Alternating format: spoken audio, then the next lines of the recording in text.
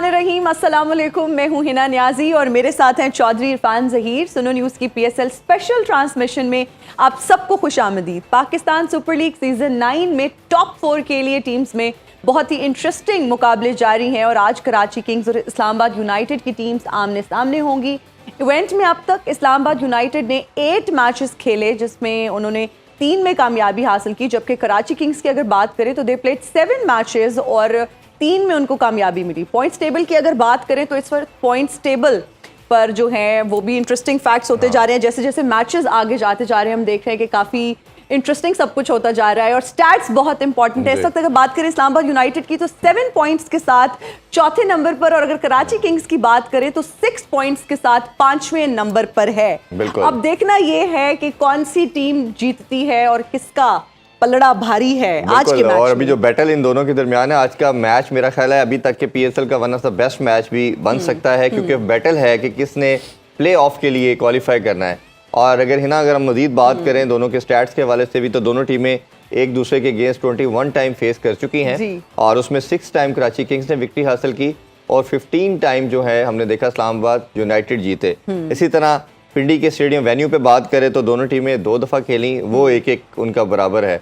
तो ये लगता यही है कि ओबियसली आज जो बैटल हार्ड होगा वो इसीलिए होगा कि किसने प्ले ऑफ के लिए जाना और जो क्वालिफाई करना। और इस्लामाबाद यूनाइटेड के लिए ज़्यादा इंपॉर्टेंस इसे लगता है कि ये उनका प्रॉब्ली सेकंड लास्ट मैच है। तो कराची के भी कुछ मैचेस बकाया हैं, बकिया मैचेस में शायद वो कम बैक कर सकते हैं, बट इस्लामाबाद यूनाइटेड के लिए ज़्यादा वाइटल आज का मैच है। और लेट्स सी कौन कैसा खेलता है, क्या बनता है। मैं पहले इसलिए पूछ रही हूँ कि फिर मैंने अगर प्रेडिक्शन दे दी ना तो फिर एंड पे सबने मुझे बहुत नहीं, वो आपकी प्रेडिक्शन के आगे किसी की प्रेडिक्शन अब काम नहीं करती। ये अभी शुक्र है हमने what team are you supporting? नहीं, मैं स्पोर्ट्स सारी टीम्स का करता हूँ, बट मुझे कौन सा सियासी बयान है बताने लगा हूँ, मैं कंप्लीट कर रहा हूँ। लेकिन मुझे लगता है मैं बता रहा हूँ इस्लामाबाद यूनाइटेड ज्यादा स्ट्रॉन्ग है मेरी नजर में। उनका मैं ये कह रही हूँ बस सिंपल आपने जस्टिफिकेशन आपने देना है कि मैं इस्लामाबाद को सपोर्ट कर रहा हूँ, का मतलब यही वो जीतेंगी। And you are supporting Islamabad United. Yeah, today I'm with Islamabad United. Okay. और अपने पैनलिस्ट से भी जानते हैं जी आज की कौन सी टीम बेहतर है, कौन अच्छा करेगी, क्या वीकनेसेस हैं, इस पे भी डिटेल में बात करेंगे। हमें हमारे जो पैनलिस्ट है ज्वाइन कर चुके हैं। सबसे पहले तारुफ करें तो हमारे Pakistani one of the biggest legend Inzamam-ul हक। अस्सलाम वालेकुम सर। जी वालेकुम। ठीक है जी भाई, आप जी ठीक, शुक्र। साथ दे रही हैं आलिया रियाज। अस्सलाम वालेकुम जी। वालेकुम सलाम। All the best Alia. Alia तो इस्लामाबाद यूनाइटेड है ना, इसलिए मैंने ऑल द बेस्ट बोल दिया है। इजहार किसको सपोर्ट कर रहे हैं? इजहार मैं भी इस्लामाबाद को कर रहे हैं। सारे मेरे वाला डिसीजन ही लेके बैठ गए हैं। आप करिए फिर मैं कराची में करूं। और हमारे साथ बहुत ही खास मेहमान मौजूद हैं, राना सनाउल्लाह और शेरी रहमान साहिबा। अस्सलाम वालेकुम। Good evening. Good evening. Yes. Well अभी इवनिंग उस तरह से हुई नहीं है। अच्छा, ये बातें करते करते हम जो है बहुत दूर निकल जाएंगे जी। इससे पहले कि बात का आगाज करूं जी, मैं एक शेर से अपनी गुफ्तगू का आगाज करना चाहूंगा। इरशाद इरशाद इरशाद। देखिए, शेर मुझे आता नहीं था, मैंने कहा ऐसे ही कर लेते हैं। जी भाई, मैं आज फिर जो है वो आपकी ही वजह से जो है वो इस शो में आया हूँ जी। और मैं यकीन जाने आपके पुराने क्लिप देखता हूँ, बड़ी खुशी होती है। और मुझे दुख भी इस बात का है कि बहुत जल्दी छोड़ दिया क्रिकेट आपने। आप इनको फॉलो क्यों नहीं करते? सियासत में भी आप देखिए, मैं इनको ट्विटर पे मैंने फॉलो किया है जी, लेकिन इन्होंने फॉलो बैक नहीं दिया हुआ। वजह क्या है? इंजी भाई वैसे सोशल मीडिया पे नहीं है। Exactly, is not active on social media. लेकिन तो फिर वो कौन है? वो फेक प्रोफाइल होगी। अगर आप किसी को फॉलो करें तो आप उसको प्लीज रिपोर्ट करें। ओहो, मैं भी कितना भोला हूँ। क्या कोई बातें शातें तो नहीं करते रहते? आप लाइव कर लिया करें ना, आप इंस्टाग्राम या सोशल मीडिया को अवॉइड करें। अच्छा ये बताएं राना साहब, क्रिकेट का शो है तो हमारी कोशिश होती है कि क्रिकेट पर बात हो। लोग भी ये जानना चाहते हैं कि बचपन में आपने कभी क्रिकेट खेली? क्या कभी किसी की खिड़की का शीशा तोड़ा हो या आपके घर किसी के बॉल आ गई हो और आपकी खिड़की का शीशा टूट गया हो? देखें, टूटा जरूर है और 20 दफा टूटा है। अच्छा, लेकिन शीशा नहीं टूटा। ये क्या है दिल।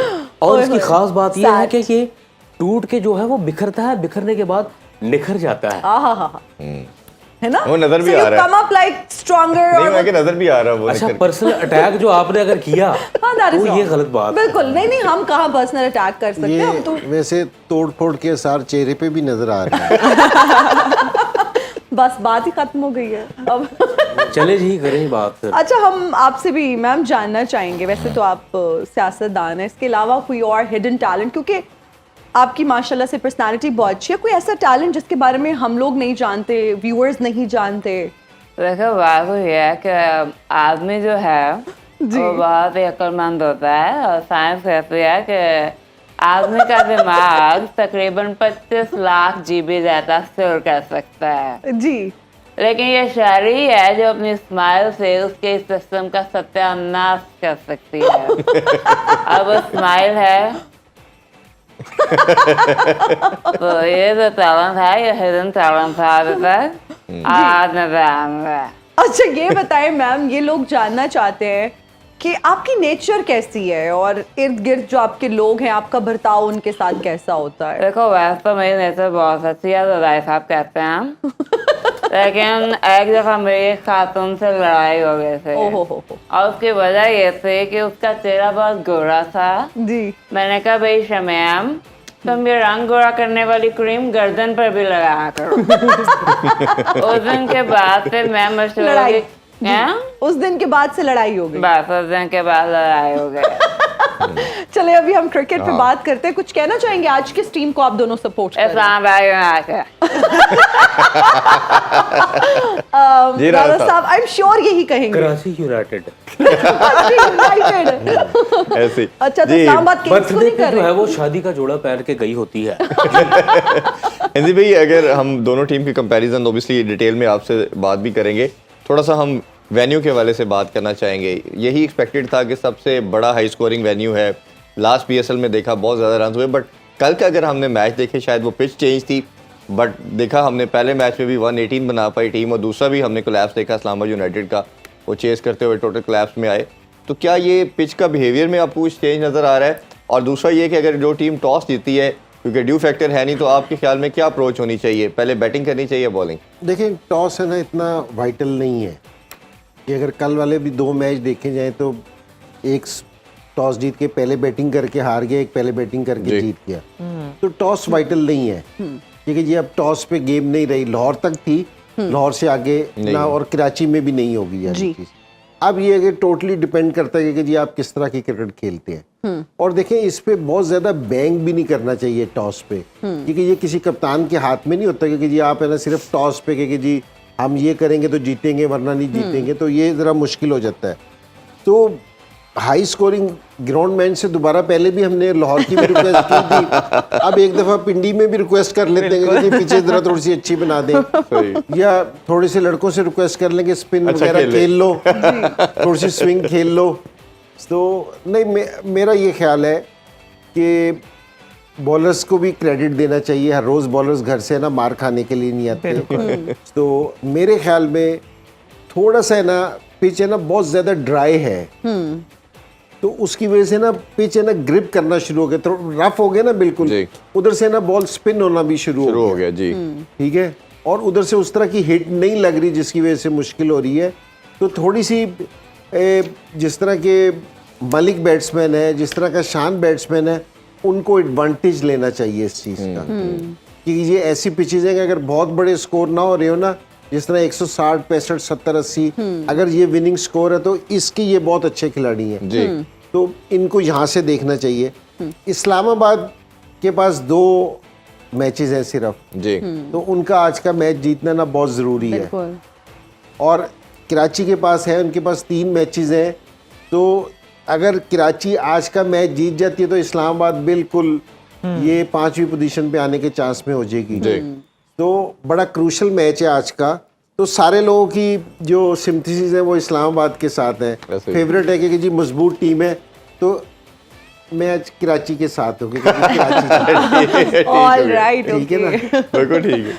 आलिया, हम आपसे जानना चाहेंगे, इस्लामाबाद यूनाइटेड की जब हम बात करते हैं तो आजम खान का बहुत नीचे नंबर है, आप क्या समझते हैं उनको ऊपर के नंबर पर आकर बैटिंग करनी चाहिए?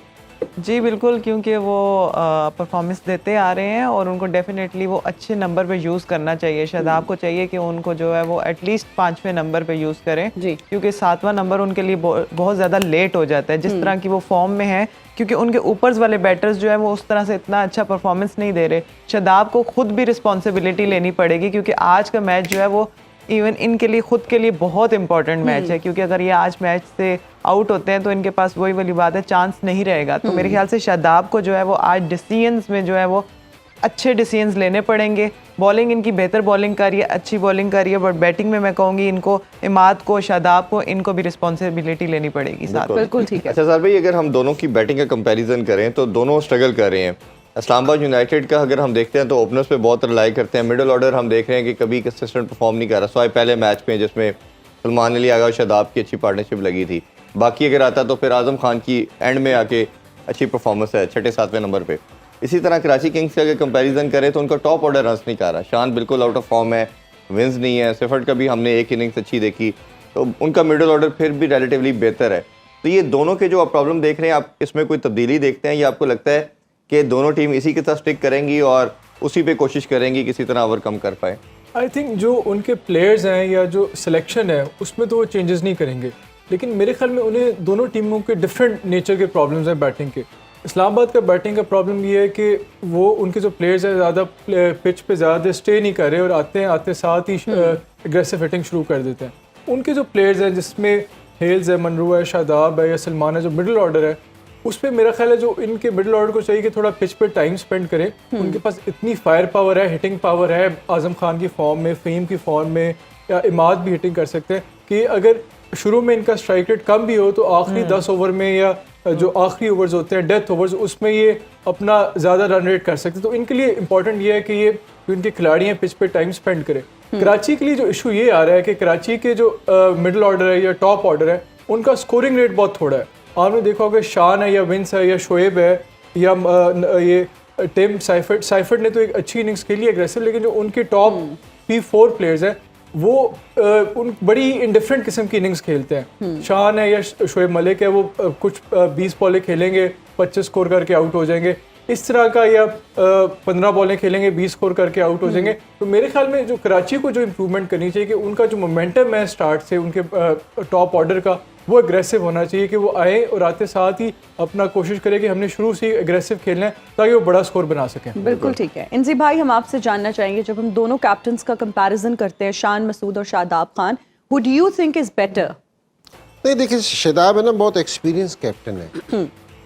वो इसलिए कि ये 4-5 साल से मुसलसल इस्लामाबाद की कैप्टनसी कर रहा है जी, और एक ही फ्रेंचाइज की कैप्टनसी करना ना, ये एक और है। शान अगर मुल्तान की इसने की है, फिर ये अब लाहौर में आ गया है। आप इस देख रहे हैं ना कि लाहौर में आके ये बैटिंग से भी स्ट्रगल करने लग गया है। बिल्कुल। तो कैप्टनसी का भी इस पे इफेक्ट आया है। इसमें तो कोई शक नहीं कि जो अपना ये शादाब है ये बहुत कैप्टनसी के मामले में इससे बहुत अच्छा है, क्योंकि जी इसका बहुत एक्सपीरियंस है। हालांकि ये नहीं कि शान पाकिस्तान का भी इस टाइम टेस्ट मैच का भी है, काउंटी में भी कैप्टनसी कर रहा है, लेकिन जिस टाइम आप T20 की कैप्टनसी करते हैं और फिर एक टीम में खेलते हैं और लड़कों को आपको किस तरह इस्तेमाल करना होता है, जिस तरह एक ही उसकी फ्रेंचाइजी कैप्टनसी कर रहा है ना, इसको पता है कि मैंने अपने लड़कों के साथ किस तरह काम करना है। तो इस लिहाज से तो शादाब है ना बहुत एक्सपीरियंस्ड है शान के मुकाबले में, और वो कई जगह देखने भी आया है। लेकिन हमें इतराज़ भी बहुत रहा है कि जी ये बहुत शफल कर रहे हैं अपने बैटिंग का ऑर्डर भी और अपना बॉलिंग ऑर्डर भी बहुत ज़्यादा शफल कर रहे हैं।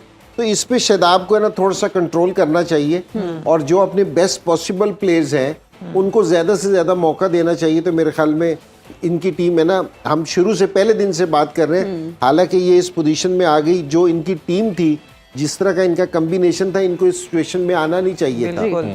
ठीक है ना, जिस तरह का इनका कम्बिनेशन था।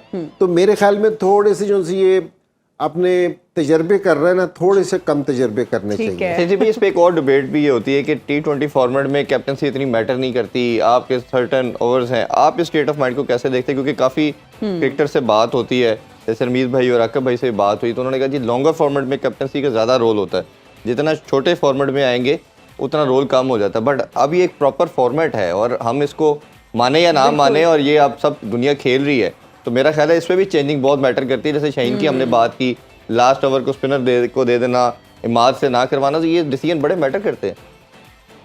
ये मैं वैसे हैरान हूँ कि जी अगर किसी ने ये वाली चीज़ कही है जी, वो इसलिए जिस तरह ये आलिया खेल रही है ना, आप जिस तरह टेस्ट मैच है ना, आपके पास चांस है कि जी आप सेट होकर स्कोर कर लेंगे, आपने टेस्ट मैच खेल रहे हैं, आपने लंच से सुबह से लंच तक बॉलिंग की, आपसे बॉलिंग नहीं हुई, तो आप है ना टी के बाद लंच के बाद भी बॉलिंग नहीं हुई, टी के बाद एक स्पेल करते हैं, आप संभल जाते हैं। ठीक है, बैटिंग में भी इस तरह के एक सेशन में नहीं बैटिंग, दूसरे में यहाँ आपके पास मौका नहीं है। यहाँ आपको 3 घंटे के अंदर है ना अपनी सारी स्किल्स है ना दिखानी पड़ती हैं। बिल्कुल, ये लोगों के लिए है ना आसान है कि देखने में जितनी भी इंटरटेनमेंट होगी ना, प्लेयर्स पे उतना प्रेशर होता है। बिल्कुल ऐसे ही है। ठीक है, और यहाँ भी अगर कोई कप्तान कोई एक गल चेंज कर दे, एक गल कर दे, एक ओवर से पूरा मैच चेंज हो जाता है। जी, यहाँ गलती की गुंजाइश निश्चित है। अब अगर कोई ये कहे कि जी T20 में कैप्टन की इंपॉर्टेंस नहीं है, हम तो पिछले पूरा महीने से कप्तानी पे ही लड़े जा रहे हैं, तो हमें पहले बताना था। तो यहाँ बड़ा ये ज़रूरी है कप्तान का आपका मजबूत होना ना, और आपका एक्सपीरियंस कप्तान का होना, तो ये बड़ा आपको मैटर करता है। तो बाज़ जगहों पे जिस तरह ये अब जो ये सेमी है वेस्ट इंडीज़ वाला, तो ये कोई ग्रेट प्लेयर तो नहीं रहा, लेकिन ये कि ये कप्तान अच्छा था, तो इसने 2 वर्ल्ड कप जीते हैं, और वेस्ट इंडीज वालों ने इसको इसीलिए बनाया था कप्तान की, जिस टाइम ये बना ये कोई एवरेज प्लेयर था। हाँ जी, एवरेज सा प्लेयर था, लेकिन इसकी कैप्टनसी से क्रिकेट की सेंस बहुत अच्छी भाई इसमें भी मजीद हमारी रहनुमाई करें कि ये भी बहुत डिबेट होती है कि कुछ कहते हैं लर्निंग कैप्टन होता है, ग्रेजुअली सीख जाएगा, जैसे बाबर के हवाले से बहुत ये बात की जाती थी कि ग्रेजुअली सीखेगा। कुछ कहते हैं बॉर्न होता है, कि वो जैसे खान साहब की एग्जांपल दी जाती है कि वो शुरू से ही उनके अंदर लीडरशिप क्वालिटीज थी, वो थोड़ी बहुत गेम की तो आप पॉलिश कर लेते हैं, बट लीडर ही होता है। तो आप क्या समझते हैं कि ये बॉर्न होता है कैप्टन, या ये ग्रेजुअली सीखने से कप्तानी आती है? देखिए, बॉर्न कैप्टन है ना कोई भी नहीं है। ठीक है जी, ये मैं आपको इमरान भाई की पहले भी एग्जांपल दी है कि इमरान भाई अगर आप कहेंगे कि जी बॉर्न लीडर थे, मैंने कहा आपको 82 का वर्ल्ड कप हारे, 87 का हारे, 92 का जीते, इतना आप है ना ये वो उसमें सीख रहे थे ना जी, तो उनकी ग्रूमिंग थी ना, तो आप हर एक चीज सीखते हो। जावेद मियांदाद बहुत ग्रेट प्लेयर थे, लेकिन सीख के ग्रेट प्लेयर बने थे, ऐसे नहीं बने थे। ठीक है ना, बाबर आजम बहुत जबरदस्त प्लेयर है, लेकिन मेहनत करके बना है, सीख के बना है। तो कप्तानी भी आप सीखते हो, फिर क्वालिटीज भी होती हैं कि ये टैलेंटेड बैट्समैन है, ये नहीं है कि वो मेहनत ना करे, सीखे ना, नहीं सीखेगा तो बाहर बैठ जाएगा। बहुत सारे लोग टैलेंटेड है, मेहनत नहीं करते तो बाहर हो जाते हैं। ऐसे ही है। सीखना जरूरी है, ठीक है ना। और दूसरा सीखने का प्रोसीजर क्या है, ये हम थोड़ा सा गलत करते हैं, ये हमें सही करना चाहिए। वो ये वाली चीज़ कि अब जिस तरह मिसबाक और हफीज को है ना कोचेस बना दिया था जी, उन्होंने किसी भी लेवल पे कोचिंग नहीं कर रखी थी। दोनों बड़े प्लेयर थे, जबरदस्त प्लेयर थे, इसमें तो कोई शक नहीं है ना, ऐसे ही है। लेकिन किसी भी लेवल पे उन्होंने कोचिंग नहीं कर रखी थी। आपने उनको एकदम कोच बना दिया, ठीक है। जब तक जिस टाइम उन्होंने थोड़ी सी उनको, अब हफीज तो खैर एक ही सीरीज में, उसको तो भी पूरी तरह पता भी नहीं चला। मिसबा को जिस टाइम पता चलने लगा उस टाइम वो हट गया जी, ठीक है ना। तो इसी तरह कप्तान, आप एकदम बाबर आजम को पाकिस्तान टीम का कप्तान बना देते हैं और ये तवक्को करते हैं कि पहले दिन आके ये सारे डिसीजन सही ले, तो ये पॉसिबल नहीं है। बिल्कुल gradually नहीं, उसमें eventually लेकिन आप आती है ना सीखते बात के हमारे मोहम्मद यूसुफ भी कप्तान बने, वकार यूनुस भी बने, बहुत बड़े प्लेयर, इसी तरह तेंदुलकर बहुत बड़ा प्लेयर, लारा बहुत बड़े प्लेयर, लेकिन वो कप्तान अच्छे नहीं रह सके और उनको खुद पे छोड़नी पड़ी कि प्लेयर अच्छा होना इट डजंट मीन कि वो कप्तान भी अच्छा होगा। उन्होंने टाइम अच्छा गुजारा लेकिन वो नहीं कर पाए। मैं आपसे यही वाली चीज कह रहा हूँ कि आपने बाबर को एकदम पाकिस्तान का कप्तान बना दिया, उसने कहीं फर्स्ट क्लास में कैप्टनसी की? आपने कोई प्लान किया कि उसने पाकिस्तान अंडर 19 में कैप्टनसी की हो, पाकिस्तान ए टीम की कैप्टनसी की हो? ठीक है, आप इसको आप ये ना समझिए कि पाकिस्तान टीम में आके सीखेगा। पाकिस्तान टीम, ये सारे लोग याद रखें, पाकिस्तान टीम सीखने की जगह नहीं है, ये परफॉर्मेंस करने की जगह है। बिल्कुल बिल्कुल। ये सारे अपना माइंड है ना इस चीज पे क्लियर रखें, ये सीखने की जगह नहीं है, ये परफॉर्म करने की जगह है। तो आपने जिसको कप्तान बनाना है, इसलिए हम कह रहे हैं कि जिस तरह ये लड़के यहाँ जो नए लड़के अच्छे परफॉर्मेंस कर रहे हैं, आप उसको शुरू से अपनी नजर में रखें। आप कोचेस से बात करें कि भाई कौन से लड़के में कैप्टनसी मटेरियल है। जिस टाइम मैं था ना, मैं अपना इससे बात करता था, ये जो सब मिकी आर्थर से, मैंने कहा कि बाबर के बाद अगर या सरफराज के बाद हम किसको कप्तान देख सकते हैं, ठीक है। तो उसने कहा कि जी शदाब की वो तारीफ करते थे कि जी शदाब अच्छा है। तो हमने क्या कोशिश की कि उस टाइम ज़रा देर हो गई थी, हमने जितने भी पाकिस्तान की जो वनडे टूर्नामेंट होते थे या T20 होते थे, हमने सारी एसोसिएशन को रिक्वेस्ट भिजवाई कि आप पुराने प्लेयर्स की बजाय हम आपको नाम देते हैं, आप उन लोगों को कप्तान बनाएं ताकि थोड़ा सा उनको एक्सपीरियंस हो, बिल्कुल एक्सपोजर मिले, बिल्कुल एक्सपोजर मिले उनको, ताकि वो पता चले कि प्रेशर में किस तरह कप्तानी परफॉर्म करनी। तो यहाँ हम बाबर को क्रिटिसाइज करते हैं कि उसको एकदम पाकिस्तान का कप्तान बना दिया या किसी को कोच बना दिया कि जी पहली सीरीज में वो सारी चीजें सही कर दे और सब कुछ इमैक्युलेट हो, that is not humanly possible. Time लगता है सीखने में, इवेंचुअली आप ग्रो करते हैं। नाज़रीन, अभी वक्त हुआ एक ब्रेक का, कहीं मत जाइएगा, देखते रहिए sports on PSL addition.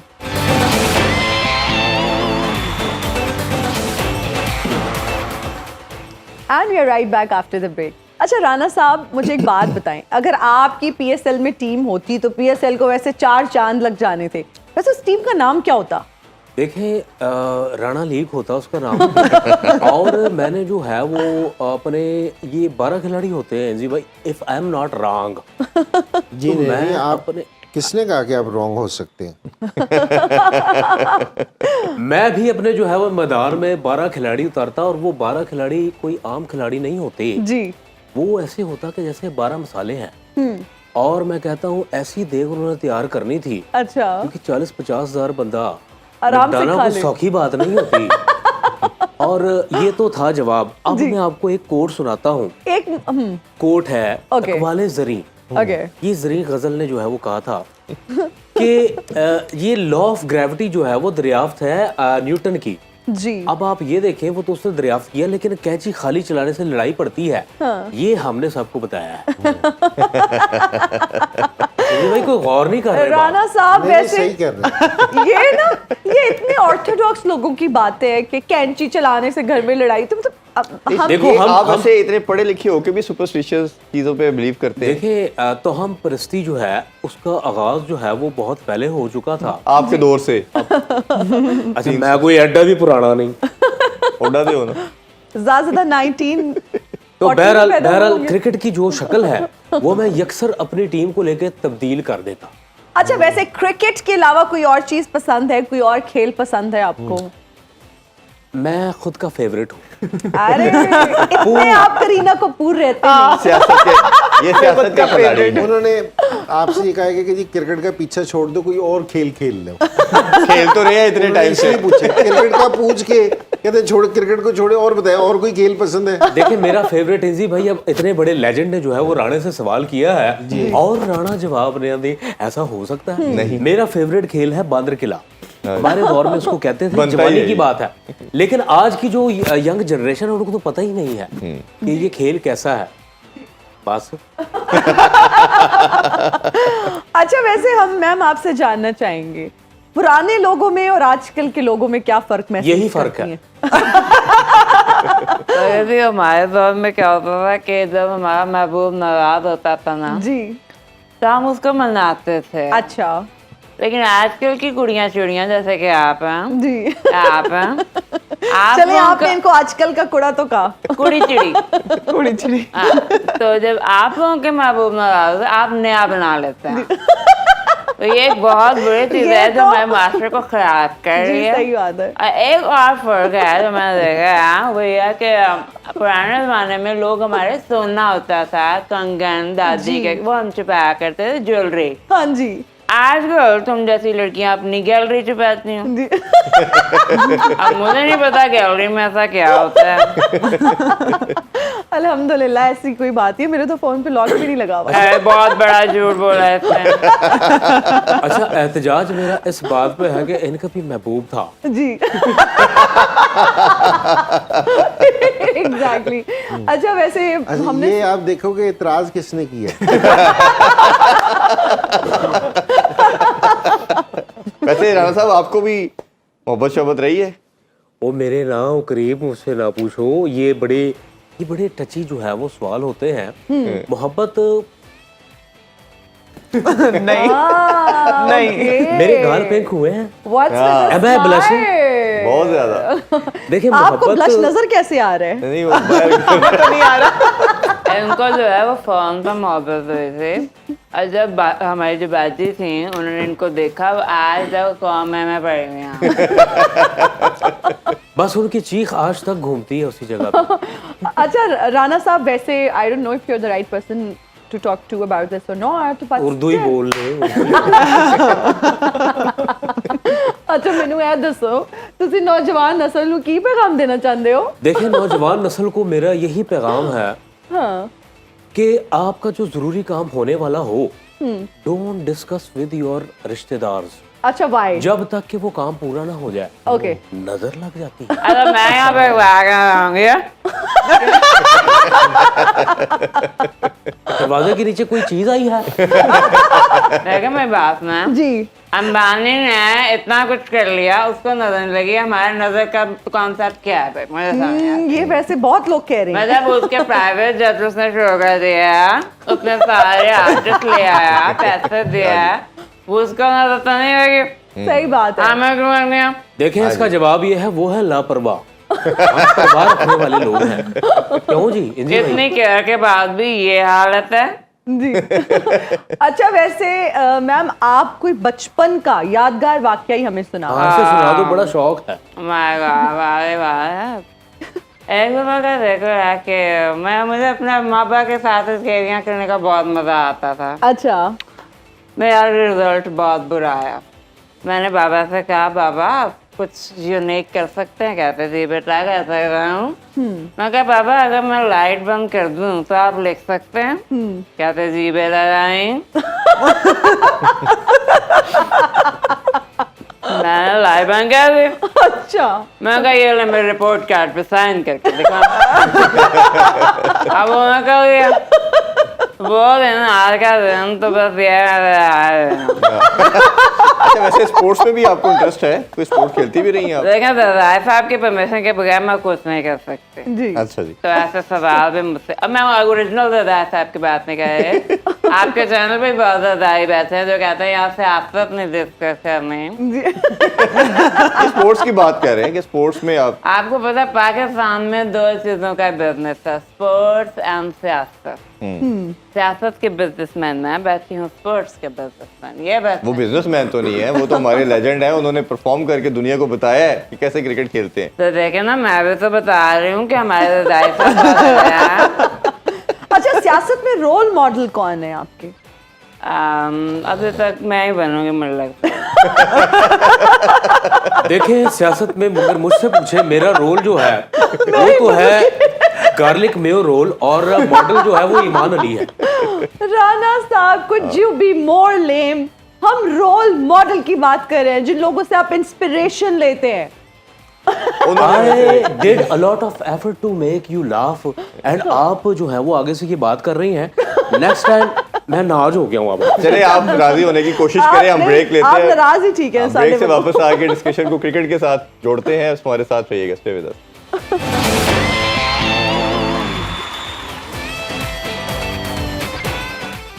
And we are right back after the break. You're watching Sports on PSL Edition. इजहार जब हम इमाद वसीम की बात करते हैं तो नई बॉल के साथ वो ज़्यादा इफेक्टिव है, मिडिल ऑर्डर में वो इतना अच्छा परफॉर्म नहीं करते। आप क्या समझते हैं कि आज उनसे अटैक करवाना चाहिए न्यू बॉल के साथ?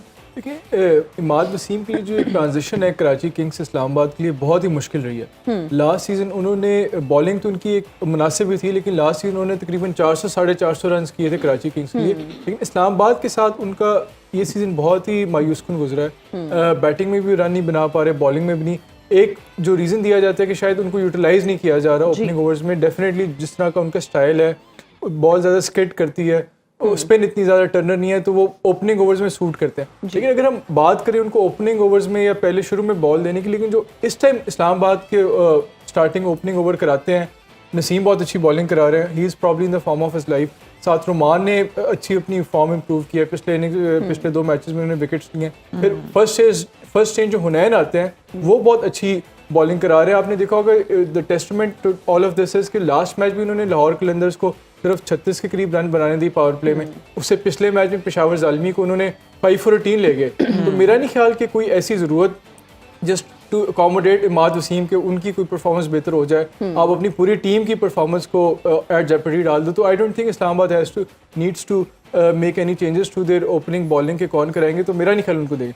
अलबत्ता बैटिंग में कुछ उनके साथ एक्सपेरिमेंट किया जा सकता है, क्योंकि एज अ बैटर भी इतनी अच्छा उनका जो इस्लामाबाद का बैटिंग लाइनअप है क्लिक नहीं कर रहा। आपने देखा होगा लास्ट मैच में भी उन्होंने कम जो ओपनिंग टॉप ऑर्डर था उसने अच्छा शायद आप इमाद को प्रमोट करें और उससे कि एक लंबी इनिंग्स खेले, और उनमें पोटेंशियल भी है क्योंकि वो बहुत कोई ज़्यादा हिटर नहीं है, वो प्लेस करते हैं और कैप्स में प्लेस करके इनिंग्स बिल्ड करते हैं। तो शायद आप इमाद को प्रमोट कर सकते हैं और वो बैटिंग में अच्छी परफॉर्मेंस देते हैं। बिल्कुल। अच्छा आलिया, इमाद का है ना एक चीज़ ये कि जिस टाइम ये कराची में था ना, ये शुरू से कराची का कप्तान था, तो ये अपने आप को ना फिर खुद यूटिलाइज करता था जी। बीच में उन्होंने बाबर को कप्तान बनाया, तो इनकी बाबर के साथ कोई इतना अच्छा रिलेशनशिप देखने में नहीं आया। हाँ जी।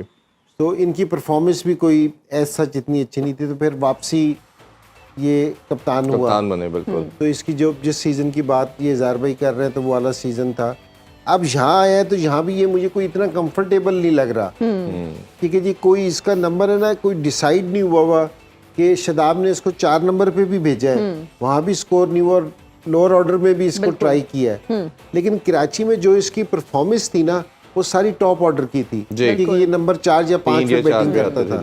तो अगर इसका ये नंबर ज़्यादा बेहतर है कि जी अगर खिलाया जाए तो यहाँ ये इसके परफॉर्म करने के ज़्यादा चांसेस हैं। और क्योंकि अब इस्लामाबाद का कम्बिनेशन ऐसा है, अगर इमाद की सारी ज़िंदगी की जो परफॉर्मेंस देखी जाए बॉलिंग की भी, वो नए बॉल के साथ बेहतर है। हाँ जी। ठीक है ना, लेकिन जहाँ अब उनके पास है ना कम्बिनेशन ऐसा है कि इसका मुश्किल लग रहा है कि ये नया बॉल करे, या शदाब ने कराया भी नहीं है। तो इसको ये ऐसी टीम में चला गया जहाँ ये उनके कम्बिनेशन में ना पूरी तरह सेट नहीं हो रहा जी। क्योंकि एक कम्बिनेशन होता है ना एक प्लेयर्स के लिए, तो इसका ये ना वहाँ सेटल नहीं हो रहा, ठीक है जी, उस कम्बिनेशन में।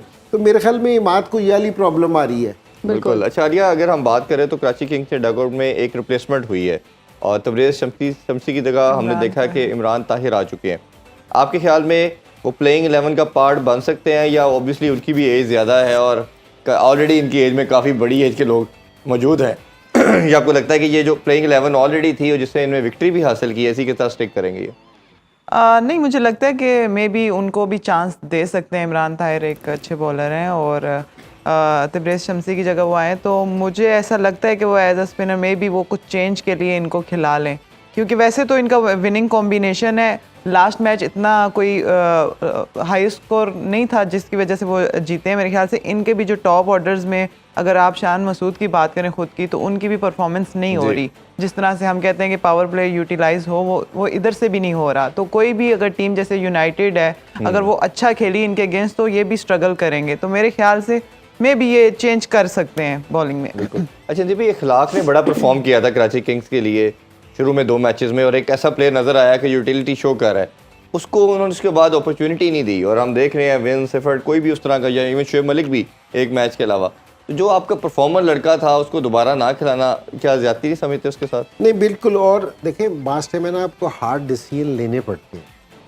और कुछ टीमों ने लिए भी हैं कि उन्होंने T20 के स्पेशलिस्ट जो बड़े बड़े प्लेयर्स थे ना, अगर वो फॉर्म में नज़र नहीं आ रहे थे तो उन्होंने उनको बाहर बिठाया है और उसका रिजल्ट भी आया है। तो आप जब तक आप है ना डिसीजन नहीं लेंगे ना, डिसीजन ना लेने से बेहतर आप गलत डिसीजन ले लें, आपको एटलीस्ट पता तो चलेगा कि आप गलत हो। बिल्कुल ऐसा ही है। तो अगर आप डिसीजन लोगे ही नहीं तो आपको किस तरह पता चलेगा? तो अगर आपके पास बेंच पे आपके पास लड़के ऐसे बैठे हैं जो अच्छी परफॉर्म कर रहे हैं, जो लगता है कि बेशक दूसरा नाम बड़ा है, तो मेरे ख्याल में कि परफॉर्मर को खिलाना चाहिए ताकि वो आके परफॉर्मेंस दे।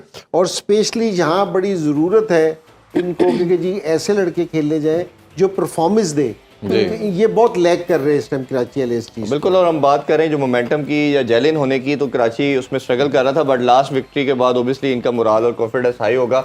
मैच अभी कुछ ही देर में जी शुरू होगा, और ओबियसली फिर हम रात 11 बजे आपसे दोबारा मिलेंगे और उसमें डिटेल में एनालिसिस करेंगे कि किस टीम ने क्या अच्छा किया और क्या उन्होंने मिस्टेक किया। अभी इजाज़त चाहते हैं जी, अपना बहुत सा ख्याल रखें। अल्लाह हाफिज़। पाकिस्तान जिंदाबाद।